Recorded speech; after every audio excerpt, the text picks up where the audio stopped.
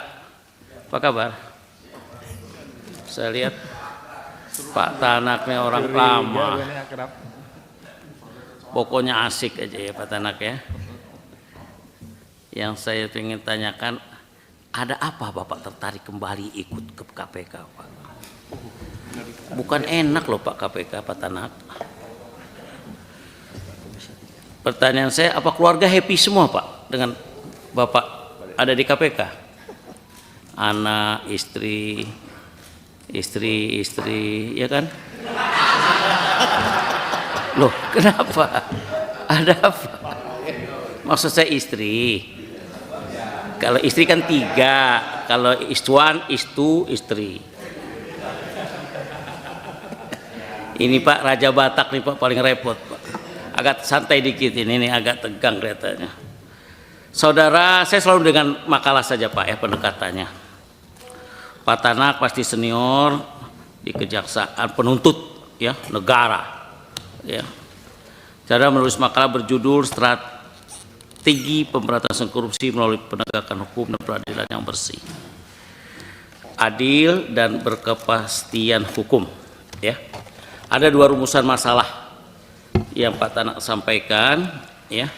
Pertama, apakah penegakan hukum dapat meningkatkan indeks persepsi korupsi? Nah, dan yang kedua, apakah peradilan bersih akan bisa meningkatkan indeks persepsi korupsi juga? Sayangnya Pak, dalam kesimpulan saudara tidak menjawab 2 rumusan masalah tersebut. Kesimpulan saudara adalah pemberantasan korupsi harus dilakukan dengan ketentuan hukum. Selain itu, saudara menyampaikan bahwa Afgakum harus memiliki integritas yang tinggi. Namun pada bagian saran, saudara sampaikan bahwa pemberantasan korupsi melalui penegakan hukum, baik pencegahan ataupun penindakan, dapat menurunkan tingkat korupsi. Seharusnya ini bukan sebagai saran Pak, namun kesimpulan. Nah, gitu dong Tanak ya. Yang ingin saya tanyakan dalam pembahasan saudara menulis bahwa meskipun upaya pencegahan dapat dilakukan dengan maksimum ya, namun tidak menutup kemungkinan tindak pidana korupsi masih tetap terjadi ya. Untuk penegakan hukum perlu mendapatkan perhatian yang serius. Pak, kalau soal korupsi ini Pak, jalannya banyak pintunya Pak. Kayaknya KPK tuh sebenarnya udah punya cara kalau dibikin brainstorming tuh cara-cara mulai dari, kalau saya sebutin namanya nanti kasusnya lagi nggak enak juga. Kalau saya bilang kue, buah, udahlah banyak lah, begitulah modelnya. Banyak cara Pak, korupsi ini pintu yang paling seru ya. Tapi Indonesia di tingkat berapa itu? 123 kalau tidak salah ya, korupsi di indeks itu.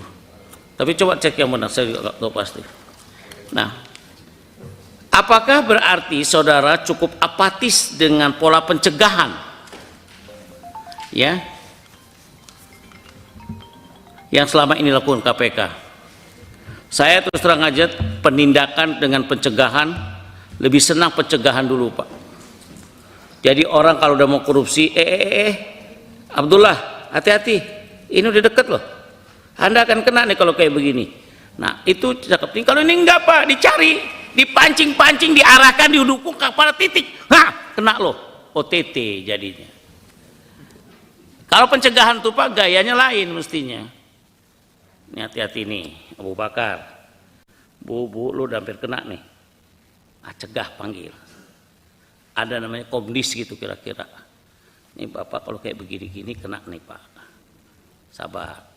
Kalau itu bisa bermain, manusiawi itu Pak. Korupsi gak ada yang berani itu Pak. Takut duluan. Ya.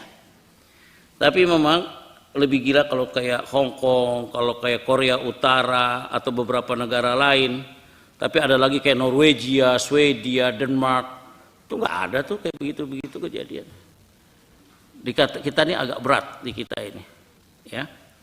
Jadi apakah juga ini menunjukkan bahwa saudara lebih sepakat dengan pola tindakan saja? Tolong berikan argumen. Jadi jam terbang Bapak yang sudah lama ini mestinya harus lebih, jangan sampai keledai Pak, masuk lubang lagi, ke lubang lagi, ke lubang lagi gitu.